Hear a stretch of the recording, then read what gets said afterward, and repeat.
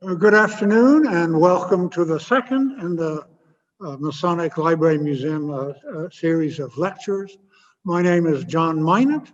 I'm a tour guide, longtime tour guide at this institution, and I really love history. Oh, and my topic, sorry, is Freemasons and the American Revolution. The famous picture of George Washington crossing the Delaware. An 18th century English lodge. This talk is just an overview of Freemasons and the American Revolution. It's not comprehensive. I've probably left out some really other famous names, nor does it really go into details about these men's careers or even Masonic affiliations. But it just is designed to show what an incredible presence Freemasons had in the upper echelons, be it art, the financial world, the military world, and the financial world. The image of the French Revolution. Now, because of Freemasonry's association with the Age of Enlightenment and issues such as the right of people to be involved in their governance, religious toleration, equality of man, and because of quite astonishing number of prominent 18th century men who were Freemasons, people both for the French Revolution and the American Revolution sort of got the idea that we were responsible for both. Now, in the French Revolution, it was a very negative view. No one was particularly pleased at that. But the American Revolution, it got sort of almost absurd. For a while, it was as if Freemasons had not only conceived of the revolution, but actually carried it out. Now, that's not the case. Take, for instance, the signers of the Declaration of Independence. Well, 9 were Freemasons out of 56, which is, I think, quite remarkable, but the other 46 had their own reasons for independence, and they had access to the same English legal traditions and constitutional ideas, and they also had read the books of the Enlightenment. And also, they and the Freemasons were more, I think, focused on what had happened after the French Indian War. The British Empire, at vast expense, had sort of gotten rid of the main dangers for the colonies. And the English, of course, wanted the colonies to keep paying for their defense. But I think the colonies perceived that they really didn't need the empire as much as they had. And this is often neglected, but the English crown had been preventing the colonists from moving west of the Appalachians out into Indian territory. And the Americans were very desirous of moving west. So in a way, declaring independence would no longer pay taxes to England and also open up these vast territories to American exploration. James Otis Jr., 1725, 1783, a Massachusetts lawyer. His phrase, "taxation without representation is tyranny," sort of became the basic patriotic position. He's also given credit for being the father of the Fourth Amendment against unreasonable searches, seizures and searchers. The English had things called the writs of assistance, whereby customs officers could go into any house they felt like and look for anything they wanted. They didn't have to specify, in a warrant in the US today, you have to specify the house and what you're looking for, but they could go into any house. He lost the case, but he's associated with the Fourth Amendment. And he was a member of the modern St. John Lodges in Boston. St. John Lodge is certainly the oldest Massachusetts lodge, and they claim, and I actually have no reason to doubt them, that they are the oldest lodge in continuing existence in the US. Green Dragon Tavern in Boston has been called the headquarters of the American Revolution. It was a beehive of patriotic activity, a place where the Sons of Liberty met. It was also the home of the ancient Grand Lodge of Massachusetts And St. Andrew's Lodge, which, as we shall see, was populated by a remarkably large number of famous people. You see the writing at the bottom, where we met to plan the consignment of a few shiploads of tea, and there's a square and compass in the upper left corner. The actual tea party, December 16th, 1773, done by the Sons of Liberty in apparently pathetic Mohawk costumes, Indian costumes, fooling absolutely no one. They dumped the tea and the tax, but we don't know who they were to this day. No one knows who the individuals were who did this. Now, it's very possible that many of them were Masons and that the leadership was prominent Masons, but it's just not known. Oddly enough, the tea tax was the only one. The English had passed a whole raft of different taxes, but they were so unpopular that they withdrew all of them except for the tea tax, which they kept just to show they had that right, that they had that power. Joseph Warren, 1741, 1775, Massachusetts physician, a major leader of the patriotic agitation before the Revolution. His first military exploits, he harassed the English troops as they left the Battle of Lexington Concord in Massachusetts and marched back to Boston. They suffered a lot of casualties as the Americans sniped at them as they marched. This was in April 1775. Joseph Warren was Worshipful Master of St. Andrew's Lodge and Grand Master of the ancient Grand Lodge of Massachusetts in 1769. His famous death scene, painted by John Trumbull at Bunker Hill on the 17th of 1775. He is thought to be the first Freemason to give his life for the Revolution. And he has a quote. His mother apparently was agitating for him to be safe, to take care of himself. And he apparently said, "Where danger is, dear mother, there must your son be." It doesn't sound like something. I mean, if I said that to my mother, she would slap me. And this, even for 18, I mean, I don't know what 18th century mother-son relationships were like, but that sounds to me like a very unlikely thing for a son to say to his very worried mother. But anyway, Dr. Warren sent Paul Revere on his famous ride. Paul Revere, 1735, 1818, Boston silversmith, deeply involved in pre-revolution and revolutionary activities. He was made a Mason in 1760 in St. Andrew's Lodge, and he was Worshipful Master of that lodge in 1770. His famous ride, I apologize, it's sort of a modern, overly modern image.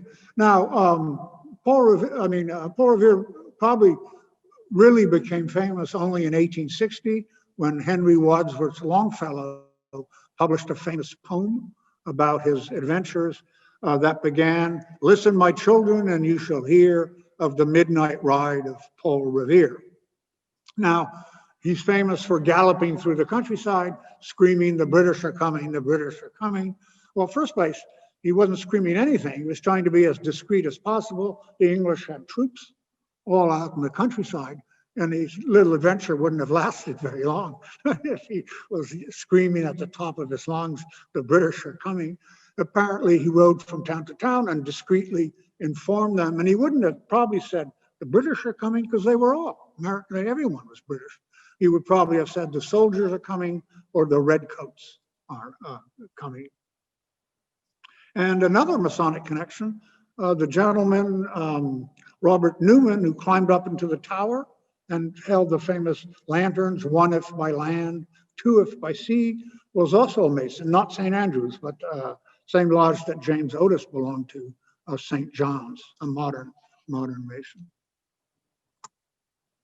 George Washington, 1732, 1799, Commander-in-Chief of the Continental Army, painted by Charles Wilson Peale. Here we have Charles Wilson Peel. I have him in here to demonstrate that not only were we at the top in the military and diplomacy, but also in the field of arts. Wilson was a portrait painter to the elite of the American Revolution. He painted portraits of such luminaries as Martha Washington, Alexander Hamilton, Thomas Jefferson, Benjamin Franklin, and John Hancock. A picture of George Washington as a Mason. I chose it because he's wearing the apron we have in our museum that was given to him apparently by the Marquis de Lafayette after the Revolution. I have no idea when this painting was done, but certainly it was done after the Revolution because he didn't become a worshipful master till after the war was over. He became a master in Mason in 1753 at Fredericksburg Lodge, Fredericksburg, Virginia, and he was a huge supporter of Masonry within the military. American Union Military Lodge, one of 10. A warrant was given to 10 lodges to form a lodge within the Army.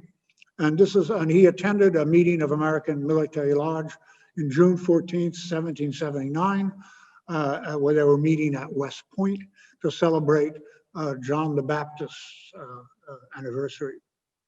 And Freemasonry did play actually a fairly large role in the Army.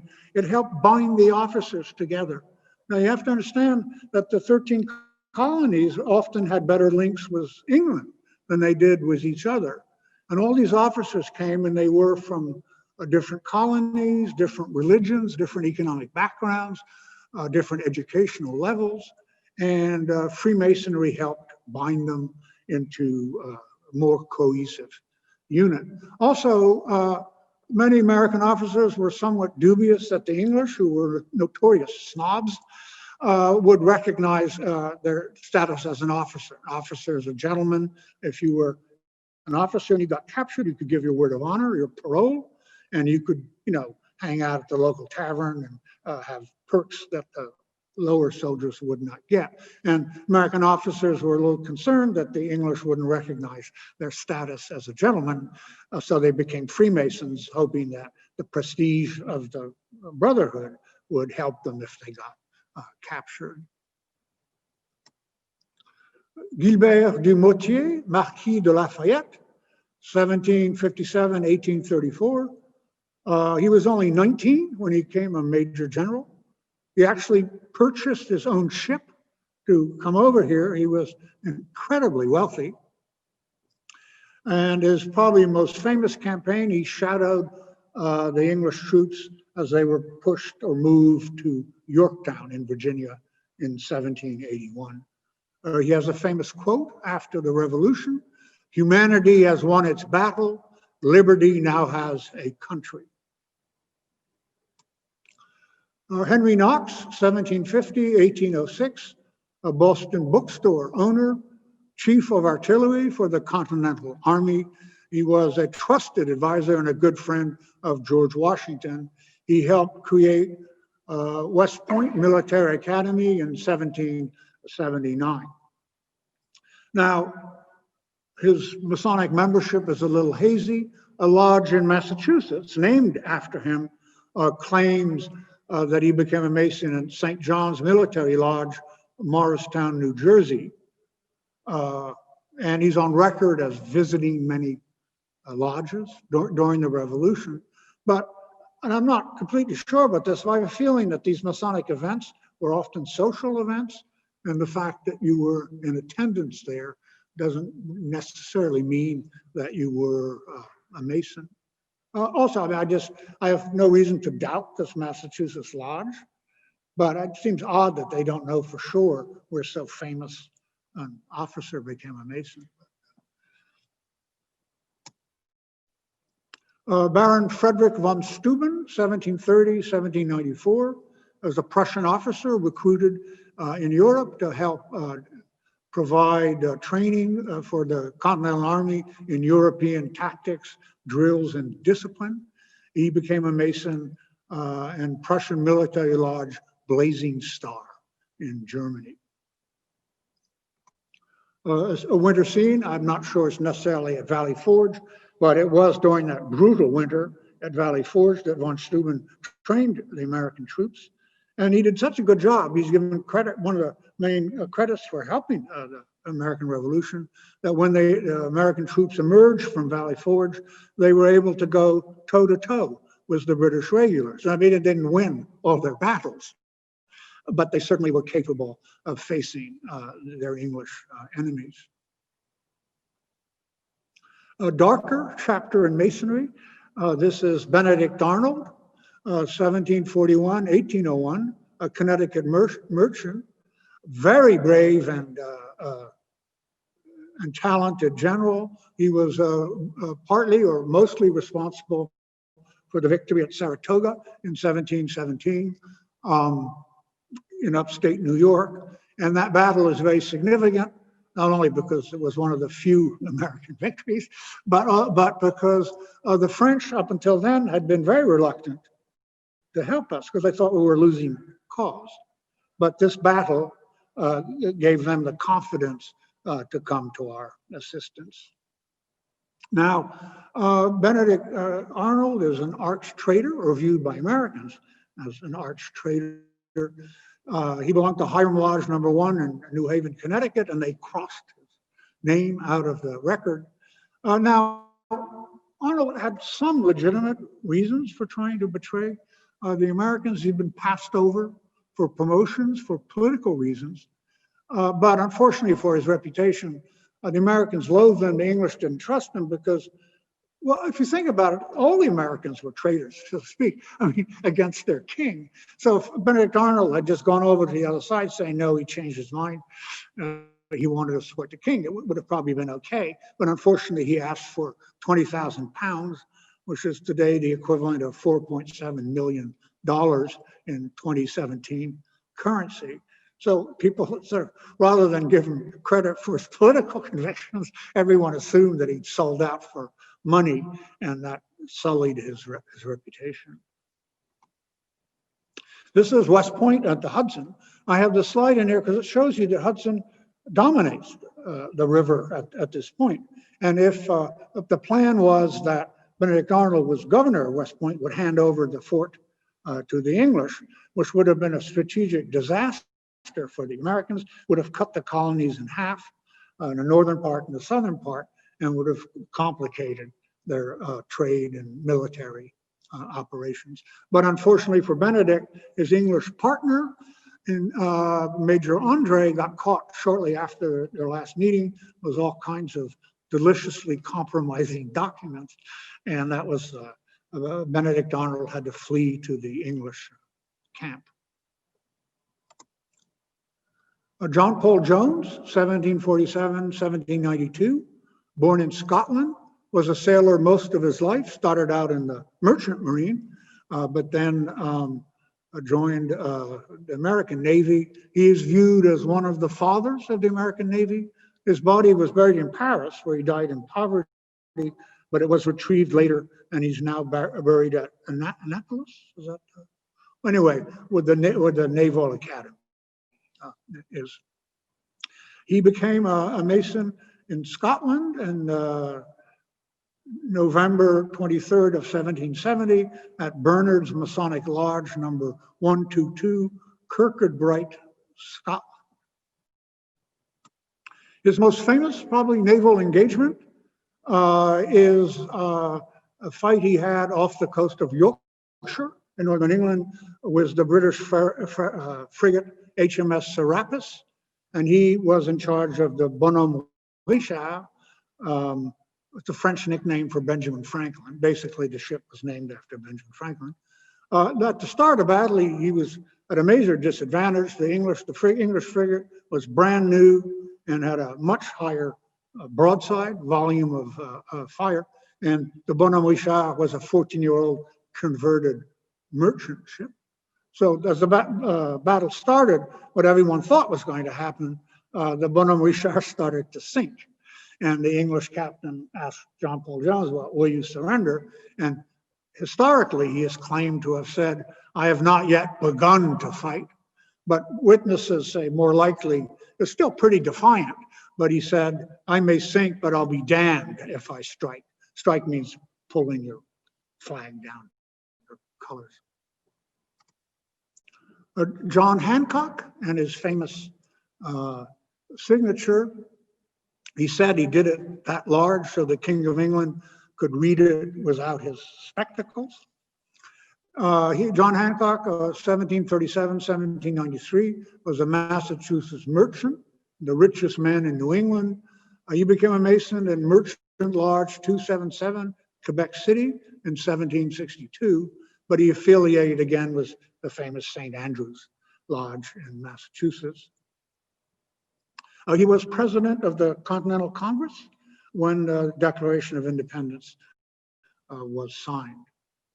Other prominent political Masons are Peyton Randolph of Virginia, 1725, 1775, a lawyer. He was a provincial Grand Master of Virginia in charge of Virginia Masons when he was president of the Continental Congress in 1775. I don't know how familiar you are with American history, but George Washington is always viewed as our first president, but he was the first president under the Constitution. Peyton Randolph was essentially the first president of the United Colonies. Other prominent men are Henry Lawrence of South Carolina, a merchant, and he was president of the Continental Congress when they passed, not ratified, but passed the Articles of Confederation. Articles of Confederation were again an attempt to provide some kind of unified structure over the disparate American colonies.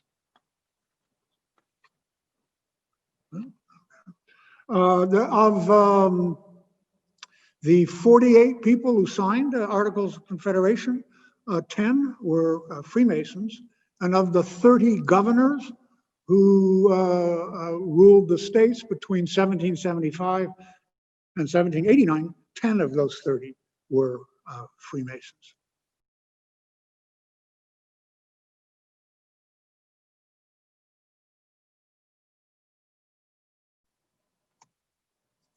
Benjamin Franklin, 1706, 1790, a very famous Pennsylvania printer and scientist, and he's wearing a very famous fur hat. Now, Franklin was not only a brilliant diplomat, but he was a masterful propagandist. And so he managed to just to enchant the French by showing up dressed plainly as a rugged American. You know, at that time, the French court were all in wigs and fancy outfits, reeking of perfume. And he presented this wholesome American image, while at the same time being an absolutely world famous scientist. And the French just loved this contrast. So he used that for his diplomacy. He also he was a Mason, and he also used Masonic networks to secure the French aid that we needed. His Lodge of the Nine Sisters, was one of the most intellectual and prestigious lodges in France, in Paris. And members of the lodge published a periodical called Affaires de l'Angleterre et de l'Amérique, the affairs of England and America, which was a conscious effort to contradict the English press, to discuss events happening in England and America in the best light and favorable to the American colonies. One of the aid that he succeeded was the French fleet, that when Corvallis the English general got trapped on the coast because the French had one of their they didn't tend to win that many naval battles against the English, but luckily for us as a country, they did win this one and basically bottled the English up in Yorktown, and they had to surrender. A private from the French Saintonge Regiment, the 85th Regiment of the Line. It was raised in 1684 in the French province of Saintonge, which is on the Atlantic coast, about halfway. The regiment came from the French West Indies to participate in the campaign. They were part of a roughly 12,000 French soldiers that came to our help. the regiment participated at Yorktown in October 1781. Now, you have to understand, despite Franklin's acknowledged genius as a diplomat, and beside the real efforts that his lodge brothers put into trying to help the American cause, probably the real reason for the French helping us was they hated the English. They're ancient enemies, and they were smarting from the French Indian War, where they got defeated, and they were yearning for revenge. So I can't say that. Yeah, I think Franklin helped tremendously get the aid, but the French had their own reasons. This wasn't necessarily supporting colonies in revolt against a king, which is, even Louis XVI thought that was kind of a dicey proposition. Armand Louis Gontaut, Duke of Lausanne, 1747, 1793. He actually raised his own troops to come help us. He was a junior Grand Warden of the Grand Orient of France, and he led the vanguard of the French troops. They marched from Connecticut down to Virginia. And he also defeated a very famous British officer, Bernard Talton of the British Legion, in one of the largest cavalry battles of the war in 1781, shortly before the siege of Yorktown. Lord George Germain, 1716, 1785, Secretary of State for the American colonies in England, basically the guy in charge of England's activities in America, of its war efforts. He was Grand Master of the Grand Lodge of Ireland in 1751. Lord Charles Cornwallis, 1738, 1805, the poor British general who surrendered at Yorktown. And he was actually a fairly competent general, and in part he was ordered to go there. And then the fleet didn't show up. The English fleet didn't show up when it was supposed to, and he was trapped there. But it didn't affect his career. He went on to have a very distinguished and brilliant career. An odd little note, I remember we were talking about Benedict Arnold. By then he was serving with the British as a brigadier general, and he apparently advised Cornwallis not to get trapped on the coast. But Cornwallis didn't take his advice. Now again, he's claimed as a Mason, but again, for someone so famous, why they don't know exactly what lodge he belonged to, I'm not sure. But he was involved in performing the grand honors of Masonry at the Masonic funeral of Baron de Kalb, a French general serving in the Continental Army. He allowed or cultivated a military lodge, was in his command, and he was a great supporter of Masonic activities, was in his troops. And again, in India, he visited, when he was Governor General in India, he visited many lodges. But again, I'm not sure they weren't social events. But anyway, even if he wasn't a Mason, his activities show the prestige and interest that there was in the fraternity in the armed forces of the 18th century. Sir Peter Parker, 1721, 1811, a British admiral who failed in his attempt to capture Charleston, South Carolina in 1776. He was Grand Master of the modern Grand Lodge in England in 1811. Haim Solomon, 1785, a Polish immigrant of Portuguese Jewish ancestry. And he was financier to the revolution, negotiated all the war subsidies between France and Holland and the United States. And he was also the paymaster for the French troops in America during the revolution. He devoted his enormous fortune to the American cause, but died broke because Congress refused to cover his debts. What's that old adage? No good deed goes unpunished. So basically, we've seen that, be it finances, art, war, diplomacy, Masons played an incredibly prominent role in the American Revolution. And finally, the British 17th Regiment of Foot, they were given a warrant by the Grand Lodge of Pennsylvania to form Unity Lodge number 18 in 1778, when the British were occupying Philadelphia. Now, my lodge, Lodge number 2, ceased activities when the British occupied Philadelphia and contributed 54 officers to the Continental Army. But other ancient lodges in Philadelphia were loyalists and received English visitors while the English were in occupation. Now, that's not as weird as it may sound. Freemasonry is supposed to be an international fraternity and above wars and quarrels and things of that nature. It also shows, and I don't want to digress too much here, but all along, remember I've been mentioning ancients and moderns. Now, usually the ancients were more middle class and more supportive of revolution, and the moderns were more upper class and supporters of the king.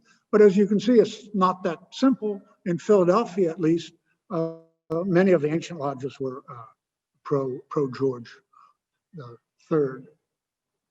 Basically, that brings my lecture to a close. Thank you so much for being in attendance. I would like to thank everyone for joining us and invite you to our next presentation. And then down the road, I forget the exact date, you will have the great pleasure of me talking about anti-Masonry, if that is of any interest to you. So once again, thank you.